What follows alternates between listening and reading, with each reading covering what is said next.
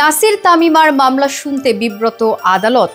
অন্যের স্ত্রীকে প্রলুব্ধ করে নিয়ে যাওয়া, ব্যভিচার ও মানহানির অভিযোগ আনা মামলার পূর্ণ বিবরণ শুনতে চাননি বিচারক। কাজেই মামলাটি অন্য আদালতে স্থানান্তরের নির্দেশ দেন তিনি। এ সময় আদালতের সাংবাদিকদের সঙ্গে কথা বলতে অস্বীকৃতি জানান নাসির তামিমা। এক পর্যায়ে নাসিরকে রেখেই আদালত থেকে তামিমাকে বেরিয়ে যেতে দেখা যায়।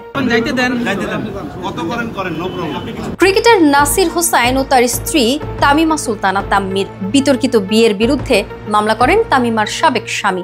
28 এপ্রিল ঢাকার অতিরিক্ত চিফ মেট্রোপলিটন ম্যাজিস্ট্রেট আদালতে নাসির তামিমার আত্মপক্ষ শুনানির দিন ছিল। তবে বিচারক ওয়াহিদুজ্জামান স্পর্শকাতর মামলার বিবরণ শুনতে বিব্রত বোধ করেন। আসামিদের আত্মপক্ষ শুনানিতে উচ্চ আদালতের নির্দেশনা অনুযায়ী মামলার পুরো অভিযোগ না শুনিয়ে সারসংক্ষেপ করে শোনানোর আবেদন করেন ওয়াহিদুজ্জামান। দুই পক্ষের শুনানি নিয়ে তিনি বলেন, উভয় পক্ষেরই আবেদন দেওয়ার অধিকার আছে। এটা একটা ব্যস্ত আদালত। এই মামলার শুনানি করতে যে ধৈর্য দরকার এত সময় এই আদালতে নেই। এতে অন্য মামলায় ইফেক্ট পড়ে। আমি আসলে বিব্রত বোধ করছি। মামলাটা অন্য কোর্টে পাঠিয়ে দেই। এতে আপনারা কি নাখুশ হবেন? বিচারকের সম্মানার্থে আইনজীবীরা জানান, এতে তাদের আপত্তি নেই। তাদের অনুমতি সাপেক্ষে মামলাটি বদলি করে চিফ মেট্রোপলিটন ম্যাজিস্ট্রেট বরাবর পাঠিয়ে দেওয়া হয়। পরবর্তীতে সিএমএম মামলাটি অন্য কোর্টে পাঠিয়ে দেবেন।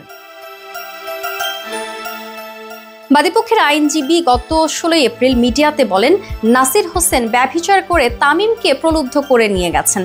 এই বিষয়ে আদালতে বিচার চলছে। বিচার শেষে আদালত রায়ের মাধ্যমে নির্ধারণ করবেন নাসির তামিমাকে কিভাবে বিয়ে করেছেন এবং তাদের মধ্যে ব্যভিচারের সম্পর্ক আছে কিনা।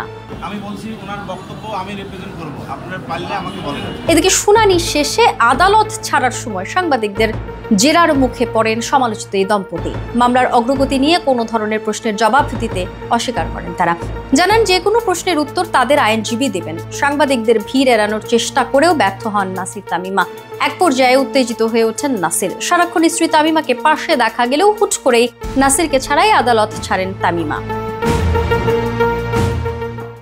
নাসির তামিমার বিরুদ্ধে মামলার নথিতে বলা হয়, 2021 সালের 24 ফেব্রুয়ারি ঢাকার মেট্রোপলিটন ম্যাজিস্ট্রেট আদালতে তাম্মির সাবেক স্বামী রাকিব হাসান বাদী হয়ে এই মামলাটি দায়ের করেন। 2011 সালের 26 ফেব্রুয়ারি তাম্মি ও রাকিবের বিয়ে হয়। তাদের 8 বছরের একটি মেয়েও রয়েছে। তাম্মি পেশায় একজন কেবিন ক্রু। 2021 সালের 14 ফেব্রুয়ারি তাম্মি ও ক্রিকেটার নাসির হোসেনের বিয়ের ছবি সামাজিক যোগাযোগ মাধ্যমে ছড়িয়ে পড়লে তা রাকিবের নজরে আসে। পরে পত্রপত্রিকায় তিনি ঘটনার বিষয়ে জানতে পারেন। অভিযোগে আরো বলা হয়, রাকিবের সঙ্গে বৈবাহিক সম্পর্ক চলমান অবস্থাতেই তাম্মি নাসিরকে বিয়ে করেছেন, যা ধর্মীয় এবং রাষ্ট্রীয় আইন অনুযায়ী সম্পূর্ণ অবৈধ। তাম্মিকে প্রলুব্ধ করে নিজের কাছে নিয়ে গেছেন নাসির। তাম্মি ও নাসিরের এমন অনৈতিক ও অবৈধ সম্পর্কের কারণে রাকিব ও তার 8 বছর বয়সী কন্যা মারাত্মকভাবে মানসিক বিপর্যস্ত হয়েছেন। আসামিদের এমন কার্যকলাপের রাকিবের চরমভাবে মানহানি হয়েছে, যা তার জন্য অপূরণীয় ক্ষতি।